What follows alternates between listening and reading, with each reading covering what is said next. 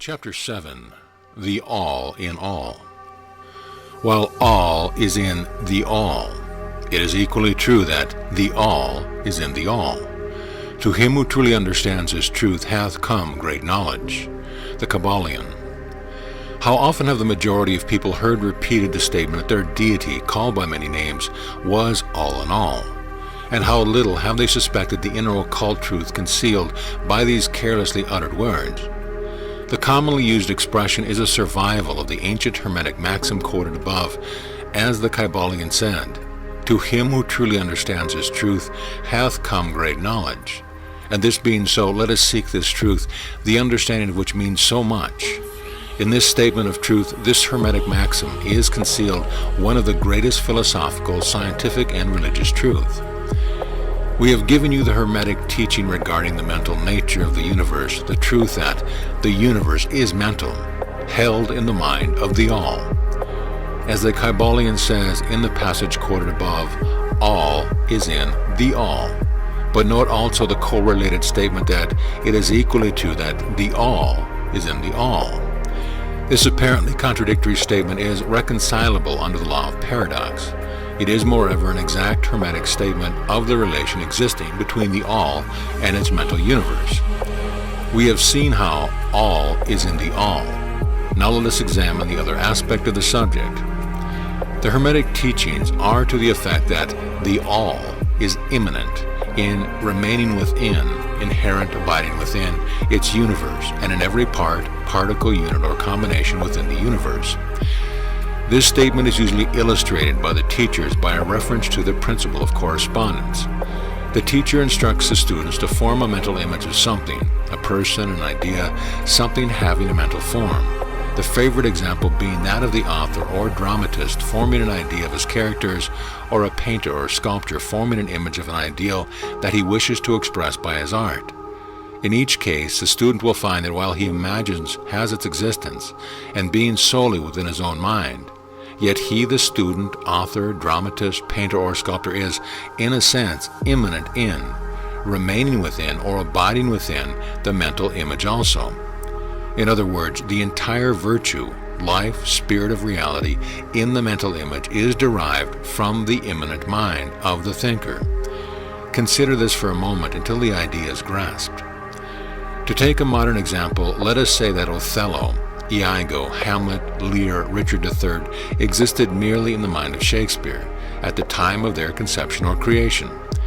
And yet Shakespeare also existed within each of these characters, giving them their vitality, spirit, and action.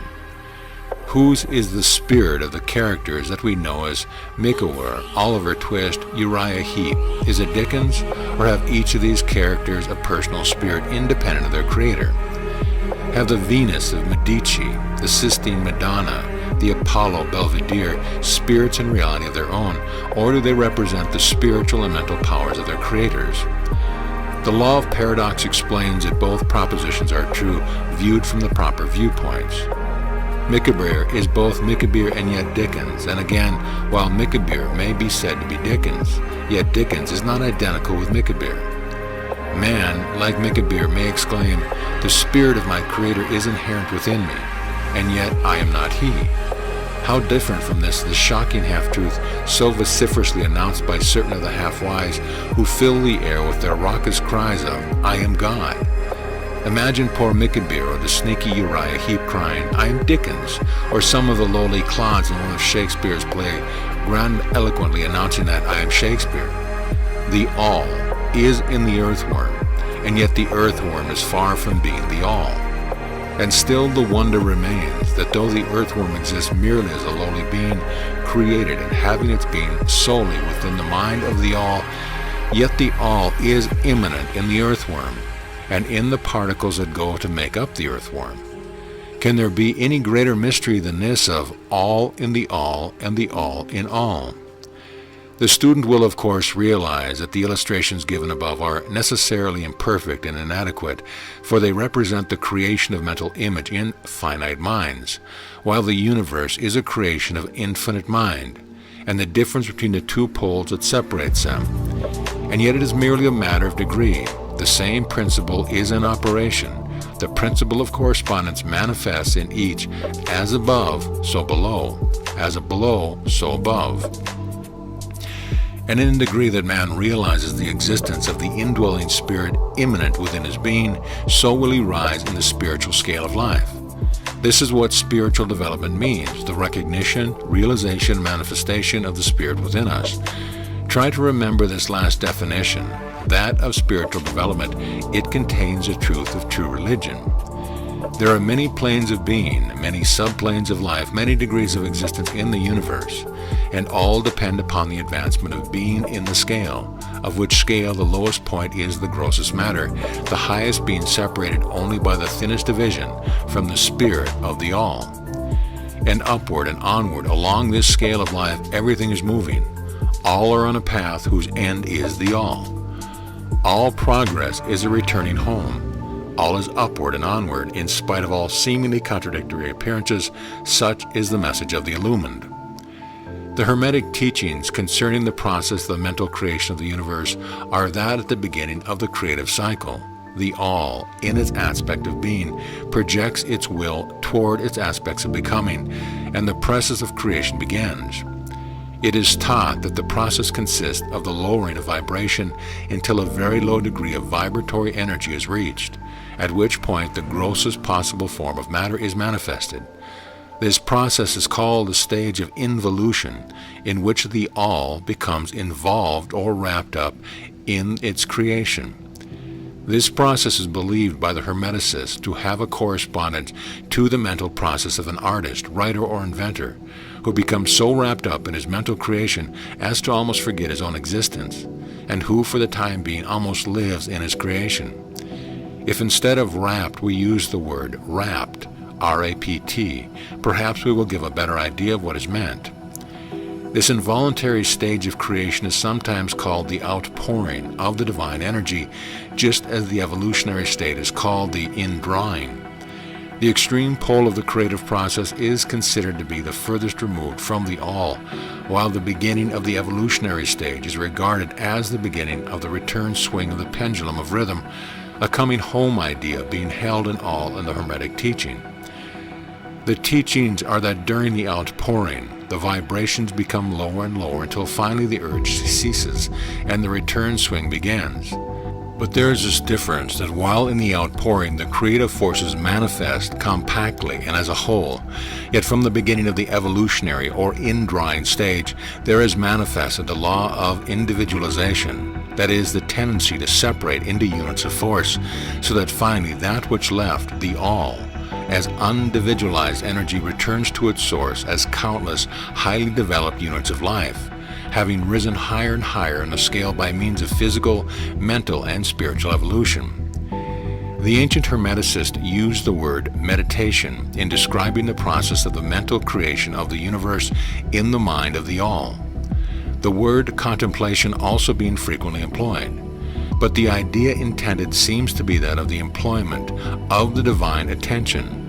Attention is a word derived from the Latin root meaning to reach out, to stretch out. And so the act of attention is really a mental reaching out extension of mental energy, so that the underlying idea is readily understood when we examine into the real meaning of attention. The Hermetic teachings regarding the process of evolution are that the all, having meditated upon the beginning of the creation, having thus established the material foundations of the universe, having thought it into existence, then gradually awakens or rouses from its meditation, and in so doing starts into manifestation the process of evolution on the material, mental, and spiritual planes, successfully and in order. Thus the upward movement begins, and all begins to move spiritward. Matter becomes less gross, the units spring into being, the combinations begin to form, life appears and manifests in higher and higher forms, and mind becomes more and more in evidence, the vibrations constantly becoming higher. In short, the entire process of evolution in all of its phases begins and proceeds according to the established laws of the indrawing process. All of this occupies eons upon eons of man's time, each eon containing countless millions of years, but yet the illumined inform us that the entire creation, including involution and evolution of a universe, is but as a twinkle of the eye to the All. At the end of countless cycles of eons of time, the All withdraws its attention, its contemplation and meditation of the universe, for the great work is finished, and all is withdrawn into the All from which it emerged. But mystery of mysteries, the spirit of each soul is not annihilated, but is infinitely expanded. The created and the creator are merged. Such is the report of the illumined. The above illustration of the meditation and subsequent awakening from meditation of the All is, of course, but an attempt of the teachers to describe the infinite process by a finite example. And yet, as below, so above. The difference is merely in degrees. And just as the All arouses itself from meditation upon the universe, so does man, in time, cease from manifesting upon the material plane and withdraws himself more and more into the indwelling spirit, which is indeed the divine ego. There is one more matter on which we desire to speak in this lesson, and it comes very near to the invasion of the metaphysical field of speculation, although our purpose is merely to show the futility of such speculation. We allude to the question which inevitably comes to the mind of all thinkers who have ventured to seek the truth. The question is, why does the All create universes? The question may be asked in different forms, but the above is the gist of the inquiry. Men have striven hard to answer this question, but still there is no answer worthy of the name. Some have imagined that the All had something to gain by it, but this is absurd, for what could the All gain that it did not already possess? Others have sought the answer in the idea that the All wished something to love, and others that it created for pleasure or amusement or because it was lonely or to manifest its power, all puerile explanations and ideas belonging to the childish period of thought. Others have sought to explain the mystery by assuming that the All found itself compelled to create by reason of its own internal nature, its creative instinct. This idea is an advance of the others, but its weak point lies in the idea of the All being compelled by anything, internal or external. If its internal nature or creative instinct compelled it to do anything, then the internal nature or creative instinct would be the absolute instead of the All. And so accordingly, that part of the proposition fails. And yet the All does create and manifest and seems to find some kind of satisfaction in doing so. And it is difficult to escape the conclusion that in some infinite degree, it must have what would correspond to an inner nature or creative instinct in man with correspondingly infinite desire and will. It could not act unless it willed to act, and it would not will to act unless it desired to act, and it would not desire to act unless it obtained some satisfaction thereby. And all of these things would belong to an inner nature and might be postulated as existing according to the law of correspondence. But still we prefer to think of the All as an acting entirely free from any influence, internal as well as external. That is the problem which lies at the root of difficulty, and the difficulty that lies at the root of the problem. Strictly speaking, there cannot be said to be any reason whatsoever for the All to act, for a reason implies a cause, and the All is above cause and effect, except when it wills to become a cause, at which time the principle is set into motion. So you see, the matter is unthinkable, just as the All is unknowable. Just as we say the All merely is, so we are compelled to say that the All acts because it acts. And at last, the All is all reason in itself, all law in itself, all action in itself. And it may be said truthfully that the All is its own reason, its own law, its own act, or still further, that the All, its reason, its act, its law are one, all being names for the same thing. In the opinion of those who are giving you these present lessons, the answer is locked up in inner self of the All, along with its secret of being. The law of correspondence, in our opinion, reaches only to that aspect of the All which may be spoken of as the aspect of becoming. Back of that aspect is the aspect of being, in which all laws are lost in law, all principles merge into principle, and the All, principle and being, are identical, one and the same. Therefore, metaphysical speculation on this point is futile. We go into the matter here merely to show that we recognize the question and also the absurdity of the ordinary answers of metaphysics and theology. In conclusion, it may be of interest to our students to learn that while some of the ancient and modern Hermetic teachers have rather inclined in their direction of applying the principle of correspondence to this question, with the result of the inner nature conclusion, still the legends have it that Hermes, the Great, when asked this question by his advanced students, answered them by pressing his lips tightly together and saying not a word, indicating that there was no answer. But then, he may have intended to apply the axiom of this philosophy that the lips of wisdom are closed except to the ears of the understanding, believing that even his advanced students did not possess the understanding which entitled them to the teaching. At any rate, if Hermes possessed the secret, he failed to impart it, and so far as the world is concerned, the lips of Hermes are closed regarding it. And where the great Hermes hesitated to speak, what mortal may dare to teach? But remember that whatever be the answer to this problem, if indeed there be an answer, the truth remains that, while all is in the all, it is equally true that the all is in the all. The teaching on this point is emphatic, and we may add the concluding words of the quotation, "To him who truly understands this truth, hath come great knowledge." End of lesson.